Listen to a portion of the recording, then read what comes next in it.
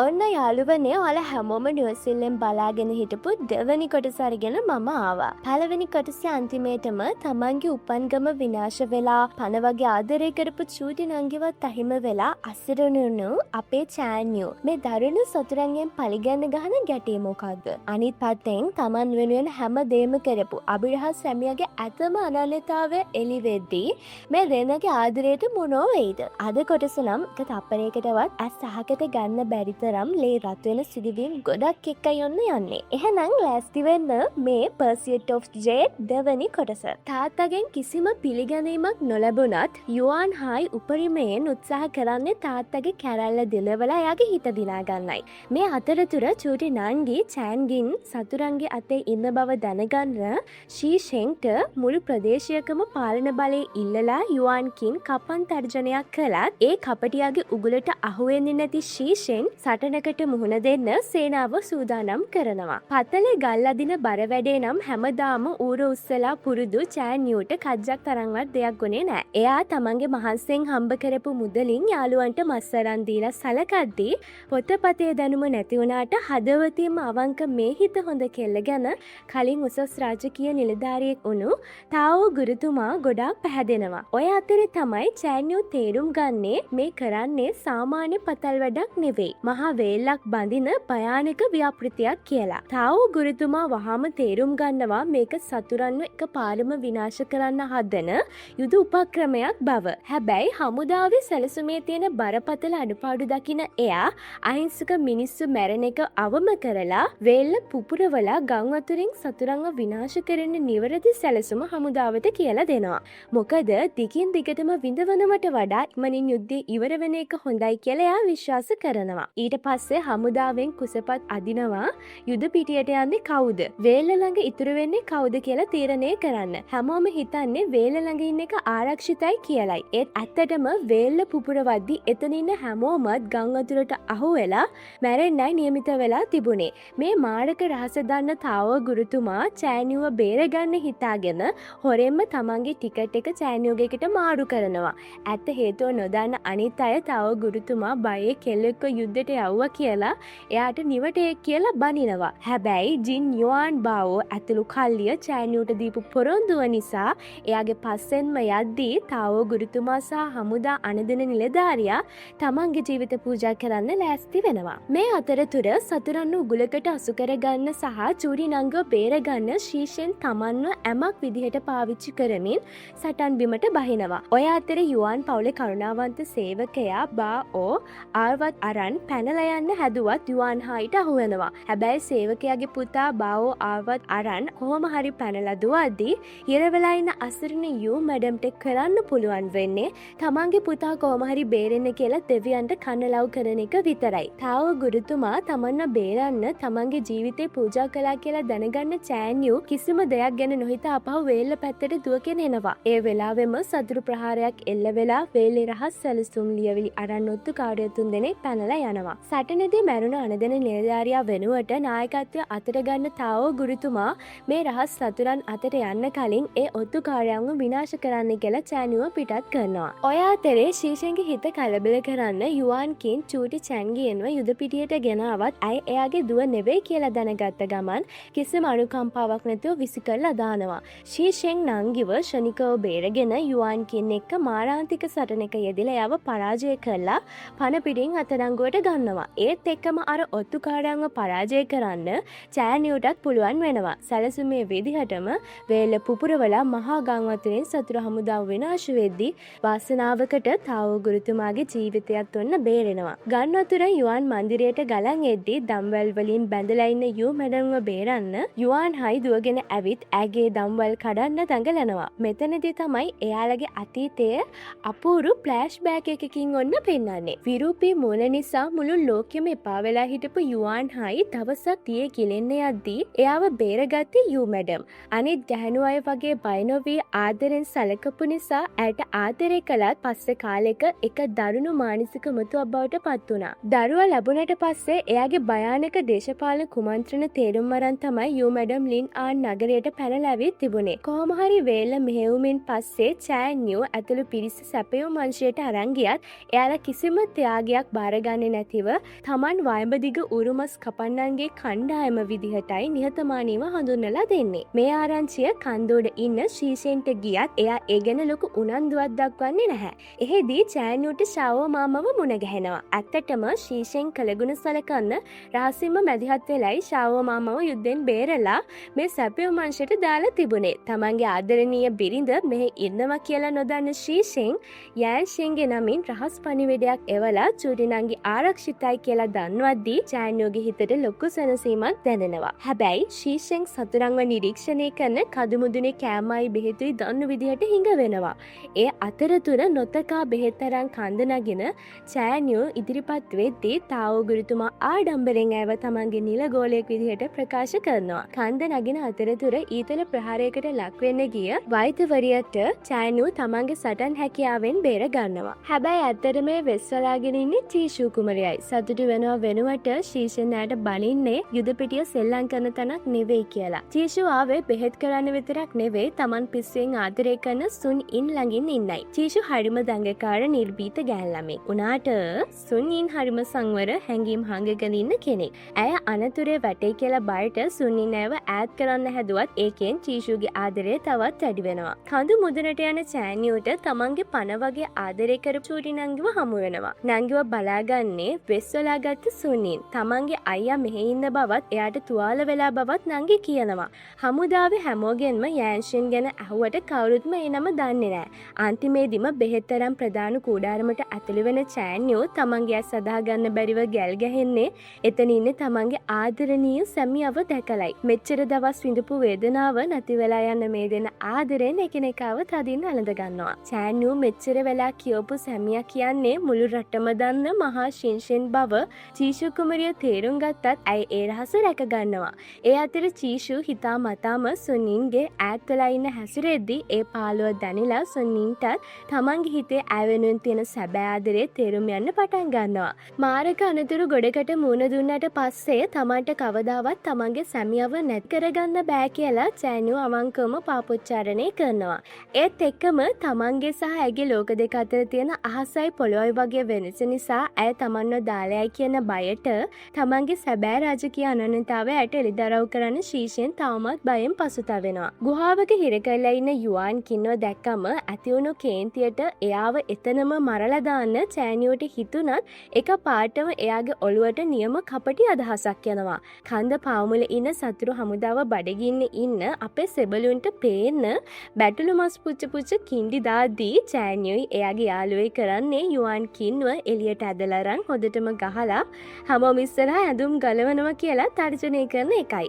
තමන්ගේ පොඩි ස්වාමියාගේ ගෞරවය නැති වෙනවා කියන බයට කැරලිකාරයෝ යුවාන් කින්ගේ ආරක්ෂාව වෙනුවෙන් ශීෂෙන්ගේ හමුදාවට බැටළු මස් එවන්න එකඟ වෙනවා. කොහොම හරි තීරණාත්මක සටන් දවස් උදා වෙද්දී තමන් පණ වගේ ආදරය කරන සැමියාව යුද්ධයේ මාරක අනතුරෙන් බේරගන්න හිතාගෙන චෑන්යෝ කරන්නේ ශීෂෙන්ට නිදි බෙහෙතක් දීලා සිහිනත් කරවන එකයි. එයා තමයි මුළු සටනෙම නායකයා සහ ජයග්‍රහණයේ ප්‍රධාන යතුරු වුණත් එයාගේ පණ බේරගන්න ඕන නිසා එයාව චූටි නංගිට බාර දීලා තමන් සෙබළ ඇඳුමක් ඇඳගෙන සැමියා වෙනුවට සටන් බිමට බහිනවා.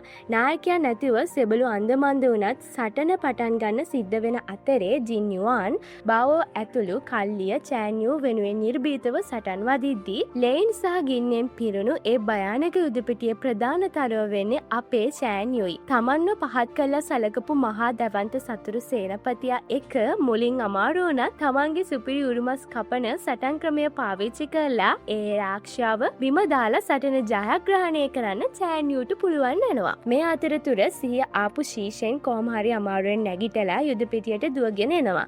එතන හිටපු මුළු සේනාවම එක හඩින් ශීෂෙන් කියලා කෑ ගහලා ජයഘോഷා කරද්දී තමන් මෙච්චර කල් සාමාන්‍ය සරණාගතයෙක් කියලා හිතන් හිටපු සැමියා කියන්නේ මුළු රටම ගරු කරන මහා යුද සෙන්පතියා කියලා දැනගන්න චෑන්යෝගේ මුළු ඇඟප පැන නැති වෙලා යනවා. සතුටු වෙනවා වෙනුවට තමන්ට මහා රැවටීමක් කළා කියලා දැනලා හිත රිදෙන චෑන්යෝ එතනින් පැනලා දුවන්න හදද්දී ශේෂන් ඇව තමන්ගේ අශ්වයා පිටට ඇදලා අරන් කැලේ පැත්තට අරන් යනවා. ගස් සෙවනේදී චෑන්යෝ තමන්ගේ මුළු කේන්තියම පිට කරද්දී ශීෂෙන් අවංකවම පාපොච්චාරණය කරන්නේ තමන් කවදාවත් මරණයට බය වුණ කෙනෙක් නෙවෙයි වුණත් චෑන්යෝ හමු වුණාට පස්සේ තමන්ට තව කාලයක් ජීවත් වෙලා ඈත් එක්කම මහලු වෙන්න ලොකු ආසාවක් හැඟීමක් ඇති වුණා කියලයි. ඒත් හිතේ කේන්තිය නිවෙන්නේ නැති චෑන්යු එයාට පාර දීලා එතනින් යන්න යනවා. හැබැයි ඊට පස්සේ සටන් බිමේදී තමන්ගේ යාළුවෙක් මැරෙන්න ඔන්න මෙන්න තත්ත්වයට පත් වෙද්දී තමයි ආදරය කරන කෙනෙක් නැති වෙයි කියන බය මොන වගේද කියලා චෑන්යුට ඇත්තටම තේරුම් යන්නේ. තමන් එයාව සටනෙන් ඈඩ් කරන්න බෙහෙත් දුන්නා වගේම එයා බොරු කළේ තමන්ව පහත් කරන්න නෙවෙයි තමන්ව අනුතරෙන් ආරක්ෂා කරන්න බව එයාට වැටහෙනවා. එදා රෑ ගඟ ළඟදී හමු වෙන මේ දෙන්නා යුද්ධයේ තියෙන වේදනාව බෙදා ගන්නවා. යුද්ධය උරුණ ගමන් ලියනාන් නගරය කිට්ටෝ ස්ථානගත වෙලා චෑන්යු එක්ක සල ජීවිතයක් ගත කරන්න බලාපොරොත්තු වෙන බවත් ඇය එක ගත කරපු කාලය තමයි තමන්ගේ ජීවිතයේ සුන්දරම කාලය බවත් ශීෂෙන් කියද්දී ඒ සතුටත් එක්ක මේ ආදරවන්තයෝ දෙන්න ආයෙමත් වෙනද වගේම එකතු වෙනවා. ඊට පස්සේ තමන්ගේ පරණ ගුරුවරයා වුණ තාව ගුරුතුමාම හමු වෙන ශීෂෙන් චෑන්යු ගැන කියනවා. මේ දෙන්නගේ සමාජ තරාතිරමේ තියෙන ලොකු පරිතරය අනාගතයේදී ප්‍රශ්නයක් වෙයි කියලා දකින තාව ගුරුතුමා චෑන්යුව තමන්ගේ හදාගත්ත දුව විදිහට බාර ගන්න යෝජනා කරනවා.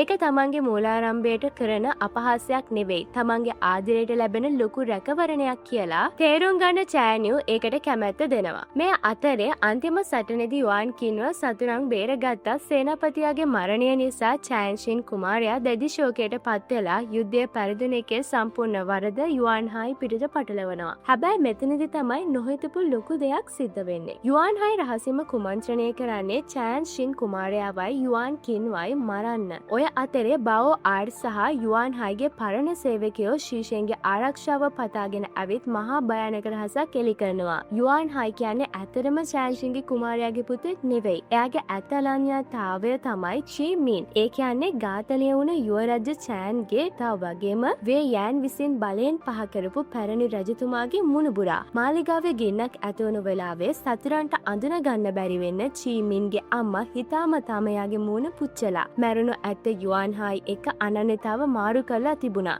චෑන්ෂින් කුමාරයා මේ ඇත්ත දැනගෙන හිටියා දේශපාලන වාසියට එයාව ළඟ තියාගෙන තමන්ගේ නියමලේ උරුමේ උන යුවාන් කින්ට විශේෂ සැලකිලි දක්වුවා. නීතියට අනුව රජපුටුව අයිති වෙන්න ඕන චී මින්ට නිසා එයා මේ හැම සතුරෙක්වම එකිනෙකා මරා ගන්න සලස්වලා තමන්ගේ උරුමය ගන්නයි මේ හදන්නේ. හැබැයි මේ දුෂ්ට චී මින් රජ වුණොත් මුළු රටේම මිනිස්සුන්ට විඳවන්න වෙන නිසා තමයි අර සේවකයා මේ ඇත්තෙලි දරව් කරන්නේ. අවස්ථාවෙන් ප්‍රයෝජනය ගන්න යූ මැඩම් කොහොම හරි පැනලා එද්දී ඇව බේරගන්න යන චෑන්යුට ඇව මුණ ගැහෙනවා. ඇව බේරගත්තට පස්සේ ජින් යුවාන් සේනාපතියව හමු වෙන චෑන්යුට එයා තමන්ගේ තාත්තගේ සමීපතම මිතුරේ බව දැනගන්න ලැබෙනවා. චෑන්යුගේ වීර ක්‍රියා ගැන පැහැදුණු ජින් යුවාන් ඇය වෙනුවෙන්ම විශේෂයෙන් හදපු සන්නාහයක් ත්‍යාගී කරලා ඊළඟ සටනින් පස්සේ තාත්තගේ සම්පූර්ණ අතීත රහසම කියන්නම් කියලා පොරොන්දු වෙනවා. කැරලිකාර තර්ජනය තාම ඉවර නැහැ. ශීෂෙන් සැලසුම් කරන්නේ කෙලින්ම සතුරගේ ප්‍රධාන කඳුරට පහර දෙන්නයි. හැබැයි ඒ කියන්නේ ලූචෙන් නගරයේ ආරක්ෂාව අතහැරලා යන්න වෙනවා. දිනත් යුද්ධේ ඉවරයි. පරිදුන මුළු නගරයම විනාශයි. චෑන්යුයි යූ මැඩමුයි ගෙදර යන්න පිටත් වුණත් යුද්ධේ ඉක්මනින්ම ඉවර කරන්න ඕන කියපු තාවෝ ගුරුතුමාගේ වචන චෑන්යුගේ ඔළුවේ දෝංකාර දෙනවා. ලූචෙන් විනාශ වුණොත් තමන් ආදරය කරන අයට කිසිම තැනක් ආරක්ෂාවක් නැහැ කියලා තේරුම් ගන්න චෑන්යු ආපහු සටන් බිමට හැරෙනවා. ශීෂෙන් සතුරු කඳුරට කඩා පනිද්දී ජින් යුවාන් සේනාපතියා ලූචෙන් දොරටුව ආරක්ෂා කරනවා. හුවයි ආන් නගරය බේරගන්න සටන් කරලා මැරෙන්න ඔන්න මෙන්න ඉදි තමයි චෑන්යු එතනට කඩා පනින්නේ. හුවයි ආන්ගේ පණ බේරගන්න එයාව සිහි නැති කරලා පැත්තකට දාන චෑන්යු යුවාන් කින් ඉස්සරහා පෙරමුණට බහිනවා. ශීෂෙන් විසින් විශේෂයෙන්ම හදලා දීපු ද්විත්ව මස් කපන පිහි දෙකත් අතේ තියාගෙන වෙළඳ පොලේ ජීවත් වෙන සටන් කරපු සහජ බුද්ධියත් එක්ක සටන් කරන චෑන්යුගේ චලනයන් සතුරන්ට තේරුම් ගන්නවත් බැරි වෙනවා. යුවාන් කින් නගරයට කඩා පනින්න හදාදී ශින්ෂේනයාව නවත්තනවා. ඒ අතරේ තමන්ගේ සමීපතම යාළුවෙක් මේ යනව දැකලා කෝපයෙන් උයර වැටෙන චෑන්යු චෑන්ෂින් කුමාරයාට පහර දෙන්නේ මස් කපන විදිහටම කිසිම අනුකම්පාවක් නැතිවයි. අවසානයේදී චෑන්ෂින් කුමාරයාගේ කැරැල්ල සම්පූර්ණයෙන්ම පරාජය වුණත් ලූචෙන් කොටුව රැකගන්න ගිහින් චින් යුවාන් සෙන්පතියා සටන් බිමේදී අවසන් උස්ම හෙලනවා. තමන්ගේ ගුරුවරයාව බේරගන්න බැරි වුණකට හුවායන් බිඳිලා යද්දී චෑන්යු දැඩි වරදකාරී හැඟීමකින් තැවෙනවා. තුවාල ලැබපු හුවායි ආන් ජින් යුවාන් සේනාධිපතියාගේ අන්තිම කැමැති පත්‍රය චෑන්යුගේ අතට දෙනවා. එතනදි තමයි මුළු කතාවෙම හදවත කම්පා කරන මහා රහස එළිදරව් වෙන්නේ. ඔයාලා හිතන්නේ මේ රහස මොන වගේ එකක් කියලාද? ඔන්න බලන්නකෝ. චෑන්යුගේ තාත්තා කියන්නේ ජින්ෂෝ ඛේදවාචකයේදී ලක්ෂ ගණනක් මිනිස්සු මිනිස්සුන්ව පාවලා දුන්න ද්‍රෝහයා විදියට නම ගිය චීලින් කියන පුද්ගලයයි. හැබැයි ඇත්තටම චීලින් කියන්නේ ද්‍රෝහියෙක් නෙවෙයි. වේ යන්ගේ කුමන්ත්‍රණයට අහුණු අහිංසක ගොදුරක්. තමන්ගේ රාජකාරිය පැහැරපු වේ යන් සම්පූර්ණ පලිය චීලින් පිට පටවලා. එයාව ලින්නාන් නගරේ හැංගිලා ජීවත් වෙන්න බල කරලා. වේ යන් තමන්ගේ පස්සෙන් එද්දී දරුවෝ දෙන්නව බේරලා දෙන්න කියලා චීලින් ජින් යුවන්ගෙන් අයද ඉඳලා තියෙනවා. ඒ වෙලාවේ දරුවන්ව මරන්න කියලා වේ යන්ගෙන් නියෝග ලැබුණත් ඒක කරන්න බැරි වුණ නිසා ජින් යුවන්ට ද්‍රෝහි චෝදනා එල්ල නොවි දරුවන්ව රහසින් බේරගන්න පුළුවන් වෙන්න චෑන්යෝගේ අම්මයි තාත්තයි දෙන්නම ස්වේච්ඡාවෙන්ම දිවිනසාගෙන තියෙනවා. මේ කඳුළු ඇත්ත දැනගන්න චෑන්යෝගේ හදවත සම්පූර්ණයෙන්ම බිඳිලා යනවා. තමන්ගේ තාත්තා නිසා ශීෂෙන්ගේ දෙමව්පියන්ගේ මරණය සිද්ධ වුණාදෝ කියන මහා බයත් එක්ක තමයි මෙයාට මේ දුක දැනෙන්නේ. හැබැයි ඇගේ ඒ බිය සහ වේදනාව තේරුම් ගන්න ශීෂෙන් චීලින් කරපු කිසිම දෙයකට ඇය වග කියන්න ඕන නෑ කියලත් මේ මුළු ලෝකයම පෙරළුණත් තමන් කවදාවත් තමන්ගේ ආදරණීය බිරිඳව දාලා යන්නේ නෑ කියලත් ඇව තදින් වැළඳගෙන පොරොන්දු වෙනවා. පැනලා ගියපු යුවන්කින් තමන්ගේ තාත්තා මිය ගියා කියලා දැනගත්තම දැඩි ශෝකයකට වැටුණත් තවමත් තමන්ගේ සහෝදරයා විදිහට රඟපාන චීමින් කරන්නේ එයාගේ හිතේ තියෙන කේන්තිය තවත් අවසන එකයි. තාත්තව මරලා දැම්මේ චෑන්යු කියලා බොරුවක් කියලා යුවන් කින්ව කුලප්පු කරන චීමින් ඊට පස්සේ කරන්නේ තමන්ගේ ඇත්ත අනන්‍යතාවය දැනගත්ත යුවන් කින්ගේ අම්මවත් කිසිම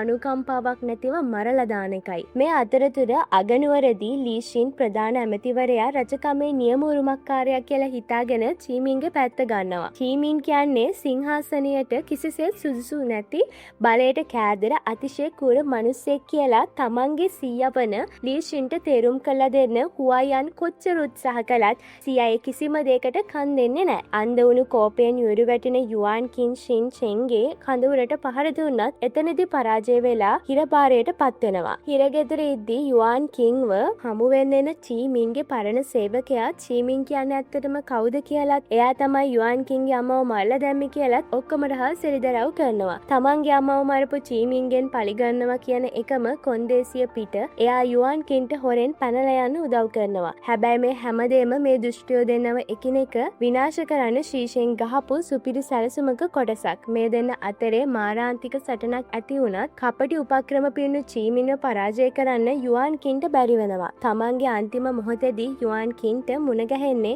තමන්ගේ කොල්ලකාර කල්ලියම විනාශ වෙලා පැනලා දුවන නියන්වයි. එයා කවදාවත් ඇයට ආදරය කළේ නෑ කියලා යුවන් කින් කියද්දී ඇගේ හදවත බිඳිලා ගියත් ඒ ඒකපාර්ශ්වික ආදරය වෙනුවෙන් රාජකීය කොටියගේ මුද්‍රාව චෑන්යු අතට බාර දෙන්න නියන් එකඟ වෙනවා. මේ මුද්‍රාව තමයි චීමින්ගේ බල තණ්හාව නතර කරන්න ශීෂෙන්ගේ පැත්තේ ඉන්න අයට තියෙන එකම අවිය. ඒ වගේම ඒක යුවන් කින් චීමින්ගෙන් ගන්න අන්තිම පලිගැනීමයි. චෑන්යු නියන්ව විශ්වාස කරන එකක් නෑ කියලා දන්න නිසා ඇගේ විශ්වාසය දිනාගන්න සහතිකයක් විදිහට යුවන් කින් කරන්නේ තමන්ගේම බෙල්ල කපලා ඔළුව ඇය අතට දෙන එකයි. මේ අතරතුර තමන්ගේ සැබෑ හෘද සාක්ෂියයි පවුලේ පක්ෂපාතීත්වයයි අතර හිරවෙන හුවයි ආන්ට සීයාගේ බලකිරීම නිසා චීමින්ට උදව් කරන්න සිද්ධ වෙනවා.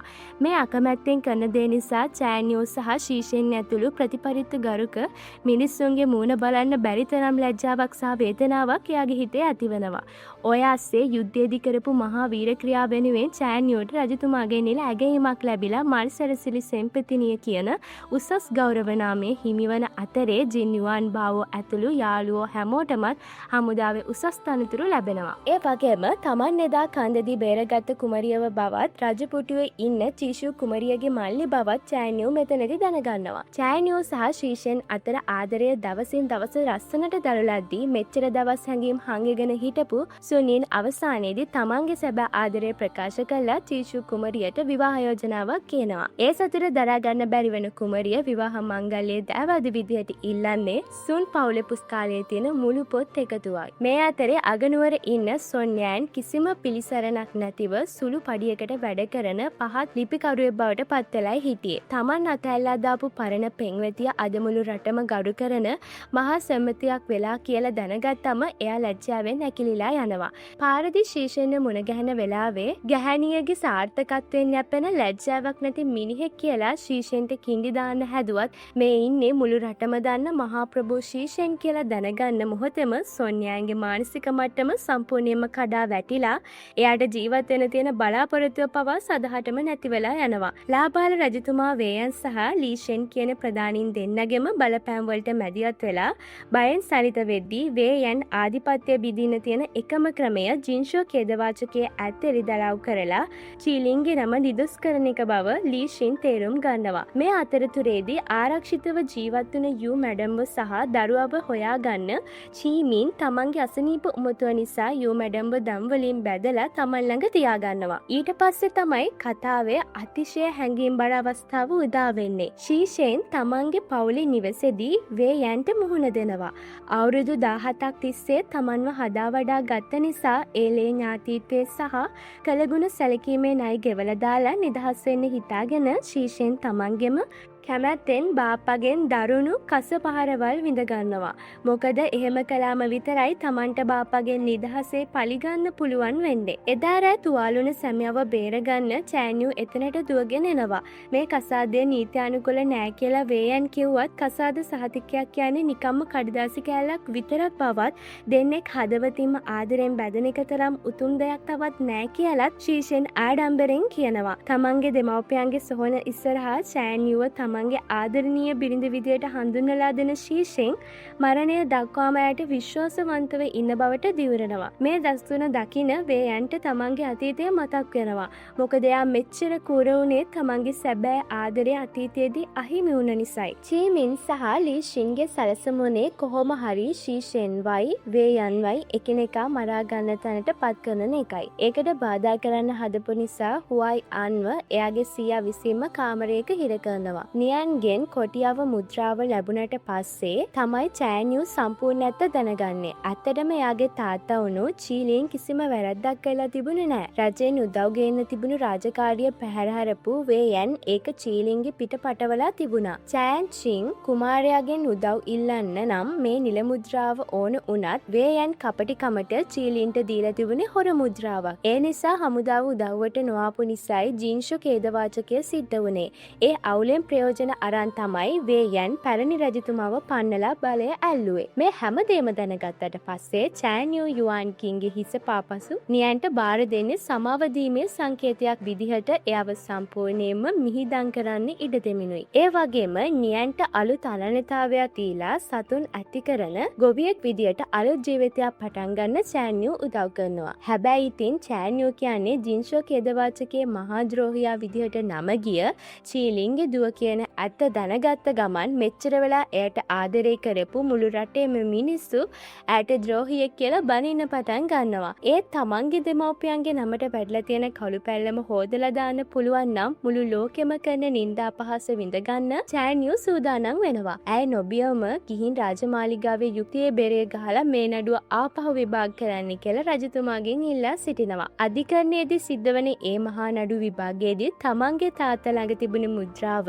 නියම එක බව චෑන්යු කරද්දී වේයන් තමන් කිසිම දෙයක් දන්නේ නෑ වගේ බොරු කියන්න හදනවා. හැබැයි එතනදි තමයි ශීෂෙන් කවුරුත් නොහිතපු මහා සාක්ෂියක් එළියට දාන්නේ. ඒ තමයි මීට අවුරුදු 17කට කලින් වේයන් හමුදාව නොයවා තමන්ගේ රාජකාරිය පැහැර හැරියේ කිසියම් කාන්තාවක්ව රහසින් මුණ ගැහෙන්න ගිය නිසා බව ඔප්පු කරන රහස් ලියුම. ඒ ලියුම අතීතයේදී හොයාගෙන තිබුණේ ශීෂෙන්ගේ අම්මා වන අතර තමන්ගේ ආදරණීය සැමියාගේ මරණයට වග කියන්න ඕන තමන්ගේම සහෝදරයා බව දැනගත්ත කම්පනය නිසා ඇය එදා සිය දිවි නසාගෙන තිබුණා. හරියට චෑන්යෝගේ දෙමව්පියෝ වගේම තමන්ගේ ආදරණීය පුතාව වේයන්ගෙන් බේරගන්නත් මේ භයානක දේශපාලන රහස සදහටම වලදාලා යන්නත් හිතාගෙන තමයි ශීෂෙන්ගේ අම්මා එදා සිය දිවි නසාගෙන තිබුණේ. කොහොම හරි හම්බෙන් මේ ලියුම හොයාගත්ත ශීෂෙන් ඒක උසාවියේ ඉස්සරහට ගෙනිද්දී මාලිගාවෙන් එළියේ මහා විනාශයක් පටන් ගන්නවා. රාජකීය පිරිසිදු ලේවුරුමේ තියෙන තමන්ට කියලා කියමින් බයගුළු ලාබාල රජතුමාව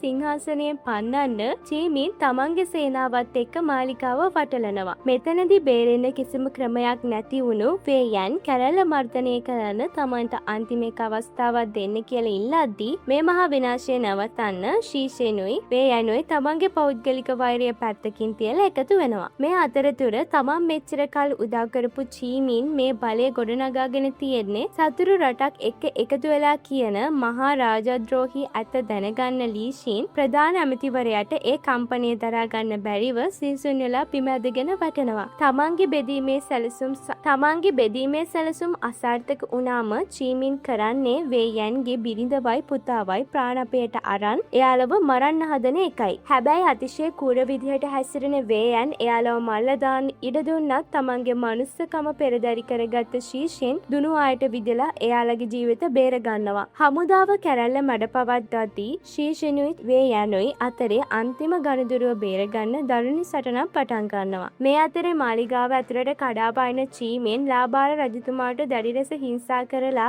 එයාව බරපතල මානසික කම්පනයකට පත් කරනවා. චීමෙන්ගේ මේ තිරිසන් කූරකම් තවත් බලන් ඉන්න බැරි වෙන යූ මැඩම් කොටු පවරෙන් පැනලා සියදිවි නසා ගන්න හදනවා. ඒ වෙලාවේ එළවෙන ඊතල වර්ෂාවකින් ඇයව බේරගන්න තමන්ගේ ඇඟෙන් ආවරණය කරන චීමින් පවුරෙන් පහලට වැටෙද්දී දම්වලෙන් බැඳලා හිටපු යූ මැඩම්වත් පහලට ඇදිලා යනවා. නියම වෙලාවට එතනට දුවගෙන එන චෑන් යූ පවුර අයිනේ එලිලා ඉන්න යූ මැඩම්ගේ අතින් අල්ලගද්දී තමන්ව අතහරින්න කියලා යූ මැඩම් කෑ ගැහුවත් චෑන් යූ ඇයව අතහරින්නේ නැහැ. අන්න ඒ මොහොතේම තමයි චීමින්ට තමන්ගේ මුළු ජීවිතේම වරද තේරුම් යන්නේ. තමන්ගේ උමුතු ආශාව මුළු ලෝකෙටම ගෙනාවේ විනාශයක් විතරයි කියලත් බලයයි ආදරයයි දෙකම තමන්ට අයිති නැති බවත් එයා තේරුම් ගන්නවා. ජීවිතේ පළවෙනි වතාවට සැබෑ ආදරයේ තේරුම වටහා ගන්න චීමින් තමන්ට කවදාවත් හිමි නොවන ආදරය නිදහස් කරමින් තමන්ගේ මත කඩාගෙන දම්වැලෙන් ගැලවිලා පහලට වැඩිලා ජීවිතේ නැත් කරගන්නේ යූ මැඩම්ගේ පණ පෙරලා දාමින්. අනිත් පැත්තෙන් ශීෂෙන් සහ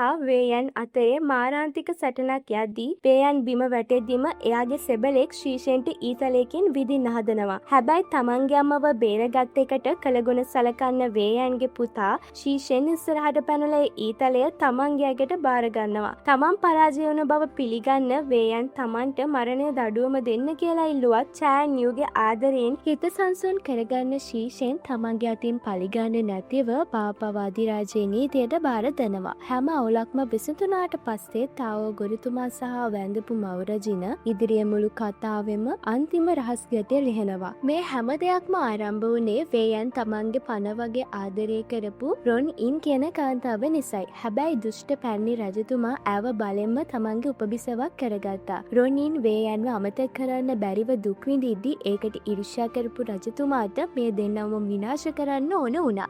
දවසක් බීමත් හිටපු වේයන් රජාව පෙරලා දාන්න ඕන කියලා කියපු කතාවක් අහපු ලීෂින් ඒක රජතුමාට ගතු කිව්වම රජතුමා තමන්ගේම යුව රජු ගැන පවා සැක කරන්න පටන් ගත්තා. යුව රජු සහ සීෂෙන්ගේ තාත්තා යුද්ධයට ගිය වෙලාවේ වේයන්ව උදව්වට එවන්න නියමිත වෙද්දී රොන් ඉන්ගේ දුක් ගැන වෙන ලියුමක් අහුණු රජතුමා වේයන්ගේ පක්ෂපාතීත්වය පරීක්ෂා කරන්න ඒ ලියුම වේයන්ට යවුවා. තමන්ගේ ආදරේ බේරගන්න වේයන් යුද්ධෙන් ඈත් වුණත් එයා නියම කොටියාගේ මුද්‍රාව චීලින් අතට දීලායි ගියේ. ඒත් කපටි රජතුමා ඊටත් කලින් චැන්ෂින් කුමාරයාට රජකමේ බලය දෙනවා කියලා පොරොන්දු වෙලා කවුරු ආවත් උදව් කරන්න එපා කියලා නියෝග කරලා තිබුණා. චීලින් ගෙනාපු මුද්‍රාව ව්‍යාජයි කියලා චැන්ෂින් කුමාරයා උදව් නොකළේ අන්න ඒ නිසයි. මේ හැම ඛේදවාචකයකටම ඇතම වැරදිකාරයාට දුෂ්ට පැණි රජතුමා පව ශීෂෙන්ටයි චෑනියෝටයි තේරුම් යනවා. ඉරේ ඉන්න චීමින්ට මරණ දඩුවම ලැබෙද්දී යූ මැඩම් වසකෝපයක් අරන් එයාව හමු වෙන්න එනවා. ඒක දැනගෙනම ඒ වසකෝපය ඇගේ අතින්ම බීලා මතු ආත්මයකවත් තමන් වගේ පෞකාරයෙක්ව මුණ ගැහෙන්න එපා කියලා ප්‍රාර්ථනා කරමින් චීමින් අවසන් හුස්ම හෙළනවා. ලාබාල රජතුමා මානසිකව වැටු නිසා පුංචි බාଓ ආර්ව අලුත් රජතුමා විදිහටත් යූ මැඩම්ම මවරජන විදිහටත් පත් කරනවා. චූටි නංගි චෑන්ගෙන්ව දාලා යන්න අකමැති පුංචි බාଓ ආර් ලොකු නාම එයාව කසාද බඳින පුරුදු වෙලා චූටි ඇඟිල්ලෙන් පොරොන්දුවක් දෙනවා. චීලෙන්ගේ නම සම්පූර්ණයෙන්ම නිදොස් වන අතරේ ශීෂෙන්ට සහ චැන්යෝට රජයෙන් ඉහළම ගෞරව සම්මාන ලැබෙනවා. ලීෂෙන් තමන්ගේ ධනය රාජසන්තක කරලා විශ්‍රාම යද්දී හුවයි අන් තමන්ගේ වැරදිවලට වන්දි ගෙවන්න අගනුවරින් ඈතට පිටුහල් වෙනවා. ශීෂෙන් තමන්ගේ බාපට වන දඬුවම දෙන්න කලින් අන්තිම කැම වේල අරන් එයා ළඟින් ඉඳලා සමුගනිද්දී වේයන් තමන් කරපු දේවල් ගැන පසුතැවෙන්නේ නැතිව තමන්ගේ මේ බෑන ගැන ආඩම්බර වෙනවා. අවසානයේදී හැම ප්‍රශ්නයක්ම විසඳගත්ත චෑන් යූයි ශීචෙනුයි ආපහු තමන්ගේ ලින්නාන් ගමට එනවා. එයාලගේ ගේ ළඟ තියෙන මේ ආදරේ තැන් කරපු මහා ආදරයේ ගස්සේ වෙන අවුරුදු 5ක් යනකල් මේ දෙන්න හරිම ආදරෙන් සතුටින් සැල ජීවිතයක් ගත කරනවා. ආයම කොහොමත් සැරයක් සතුරු ආක්‍රමණයක් නිසා යුද පිටියට කැඳවීමක් ලැබෙන තුරුම විහිළු තහළු පැත්තකින් තිබ්බොත් ගයිස් මේ කතාවෙන් අපේ ජීවිතවලට ගන්න තියෙන වටිනම පණිවිඩය මොකද්ද දන්නවද? මුළු ගමක්ම Tamanට අවාසනාවන්තයක් කියලා ලේබල් ගහද්දී ආදරය කරු කෙනා Tamanව පහත් කරලා දාලා යද්දී මුළු ලෝකෙම Tamanට විරුද්ධව හිටගනිද්දී චෑනියු කවදාවත්ම Tamanගේ ආත්ම ගෞරවය හැලු කරගත්තේ නැහැ. එයා වැටුණු හැම තැනකින්ම ආපහු නැගිට්ටේ කාගේවත් පිහිටක් බලන් ඉන්න නැතිව. තමන්ගෙම හිතේ අයියෙන්. අපේ ජීවිතවලට ඒක ප්‍රශ්න, කටකතා, නොසිතූ බිඳවැටුම් එන්න පුළුවන්. හැබැයි මතක තියාගන්න ඔයාගේ වටිනාකම තීරණය කරන්නේ වටේ ඉන්න මිනිස්සුන්ගේ වචන නෙවෙයි. තමන්ගේ ජීවිතේ තමන්ම ගොඩනගා ගන්න ඔයා ළඟ තියෙන නොනැමෙන ධෛර්යයයි. මොනතරම් අඳුරු කාල පරිච්ඡේදයක් ආවත් තමන් ගැන තියෙන විශ්වාසය කවදාවත් නැති කරගන්න එපා. එහෙනම් අද කතාව ඔයාලට දැනුනේ කොහොමද කියලා පහලින් කමෙන්ට් එකක් දාගෙනම යන්න. වීඩියෝ එකට ලයික් එකක් කරලා ඔයාගේම හොඳම යාළුවොත් එක්ක මේක ෂෙයා කරගන්න. දිගටම මේ වගේ සුපිරි කතා අහන්න පොඩි රිකැප්ස් channel එක subscribe කරලා අපිත් එක්ක එකතු වෙන්න. තවත් මේ වගේම හිතට දැනෙන අලුත් කතාවකින් අපි ඉක්මනට හම්බ වෙමු. තකන් ඔයාලා හැමෝම පරිස්සමට ඉන්න ඕනි.